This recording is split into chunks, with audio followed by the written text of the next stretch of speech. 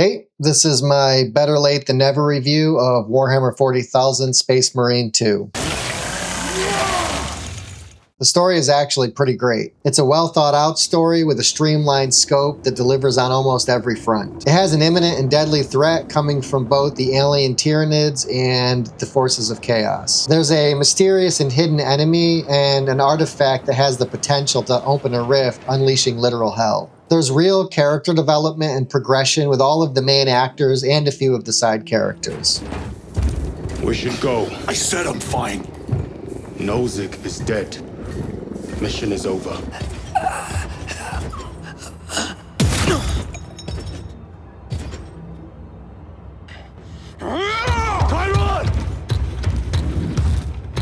For an 8-hour game, they really packed a bunch of world building and setup into this thing, and the payoff is definitely worth it. Alright, the combat, both melee and ranged, is visceral and impactful. Everything feels like it has real weight. When your weapons connect, they really feel like they're connecting, even on mouse and keyboard with no haptic feedback. You actually don't need enemy health bars to let you know you're doing something right. It's all got punch. Out of all of the weapons to choose from, my personal favorite is the power sword. It's got a nice single target stab and a satisfying area sweep. You've also got a combat knife, a warhammer that's great for ground smashes, and of course the iconic chainsword.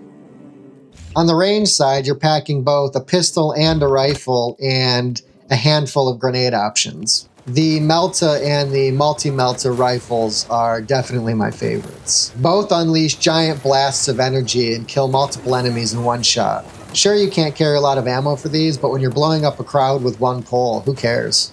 I did spend a fair amount of time experimenting with the bolt guns, and they all function great, but the Meltas just hit different. Space Marine 2 features an excellent dodge and counter mechanic that makes you feel like a real badass when you pull it off correctly. It ends with a giant range blast to the enemy's face, and it just never gets old. And pulling this off on a boss is especially satisfying. All of these weapon choices, along with the extreme amounts of gore, make this one of the better combat systems I've played in a while. Not extremely complex, but so satisfying, and I just don't think you need much more. There's also a couple of jetpack sections in the game that feature an extreme dive attack. You blast up into the air as high as possible, target a group of enemies, and then Superman right into them, killing most. The rest being left with an orange glow that lets you know you can trigger a finisher. I really appreciated these levels a ton and would have been happy to see more.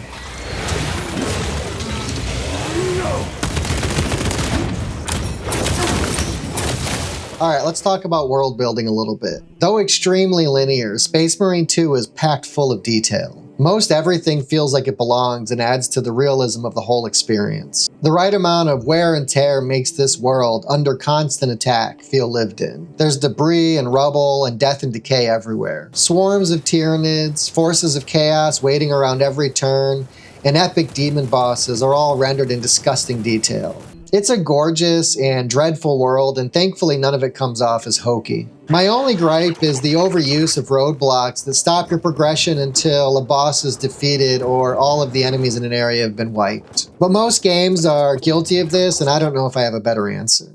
Do you just let players run past enemies and continue to be chased down until they're overwhelmed because of all of the new enemies they keep bumping into? I guess it could be cool if you were chased down by one boss right into the deadly claws of the next and had to battle them both. That might be a great roadblock. That's my only real gripe, and it in no way affects how I actually feel about the game. These are my final thoughts. Space Marine 2 is a fucking amazing game, and they don't happen very often. Though we've been blessed with a few good ones this year, we've also had our fair share of the opposite. Space Marine 2 has nothing modern day in it. It doesn't revolve around a current political or cultural agenda, and it definitely wasn't made to appease everybody.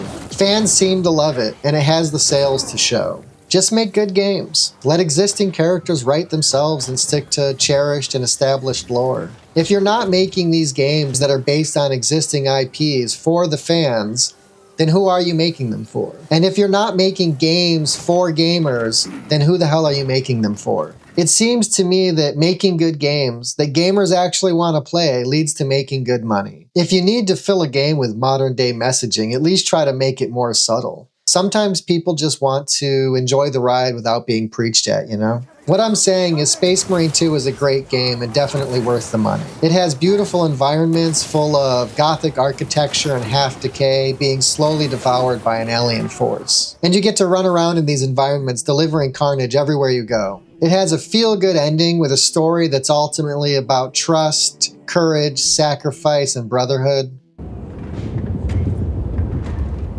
Speak your mind, brother. And it offers some fantastic cutscenes and cinematics.